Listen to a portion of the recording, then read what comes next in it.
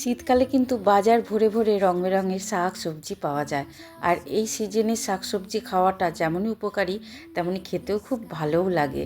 তো আজকে আমি মেথি শাক রান্না করব, সেটাই তোমাদের সাথে শেয়ার করছি। তো মেথি শাকটা আমি আলু বেগুন দিয়ে করব। তার জন্য দেখো প্রথমে কড়াতে সর্ষের তেল গরম করে বেগুনগুলোকে ভেজে নিচ্ছি। বেগুনগুলোকে মোটামুটি ভালো রকমই ভেজে নেব, কারণ বেগুন তো ভাজতে বেশি টাইম লাগে না। তো আরও কিছুটা তেল দিয়ে তাতে আলু দিয়ে দিচ্ছি। এবার আলুটাকেও বেশ আমি 80% মতো লাল লাল করে ভেজে নেব। এরকম ঢাকা চাপা দিয়ে ভাজতে হবে, যাতে বেশ আলুটাও নরম হয়ে যায়, কারণ কোনো রকম জল অ্যাড করব না শাকের মধ্যে। শাক থেকে যে জলটা বেরোবে তাতেই রান্না কমপ্লিট হয়ে যাবে।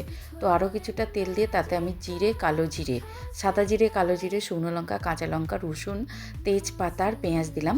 দিয়ে এগুলোকে ভালো করে নাড়াচাড়া করে ভেজে নেব। মোটামুটি 50%-এর উপর ভাজা হয়ে গেলে আমি শাক দিয়ে দিলাম। এবার শাকটাকে দিয়ে বেশ ভালো করে নাড়াচাড়া করতে হবে। শাক থেকে যে জলটা বেরোবে তাতে কিন্তু সমস্ত সবজি বা শাকটা সেদ্ধ হয়ে যাবে। লবণটা দিয়ে দিলে খুব তাড়াতাড়ি জলটা বেরিয়ে যাবে।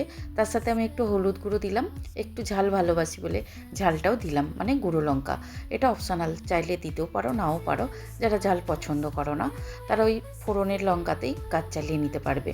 তো যাই হোক, শাক থেকে যখনই জলটা হুড়ুর করে বেরোতে শুরু করলো, ওর মধ্যে দিয়ে দিলাম আলুটা দেওয়ার পর বেশ ভালো করে আবারও নাড়াচাড়া করে 80%-এর মতো হয়ে যাওয়ার পর বেগুনটা দিলাম, কারণ বেগুনটা তো অলরেডি ভাজা হয়েই গেছে। তারপর স্বাদ অনুযায়ী চিনি দিলাম, এটাও অপশনাল, তবে দিলে ভালো হয়, কারণ মেথি শাক তো একটু তেতো হয়, তার জন্য। এই পর্যায়ে দেখেছো কি সুন্দর রান্নাটা হয়ে গেছে ভাজা ভাজা। দেখতেই পেলে বন্ধুরা, এতটুকু কিন্তু আমি জল দিইনি, আর রান্নাটা কত সুন্দরভাবে হয়ে গেল। এটা শুধু ভাত নয়, রুটি পরোটা সবের সাথেই ভালোভাবে খাওয়া যাবে। তো কেমন হয়েছে রেসিপিটা জানিও। টাটা।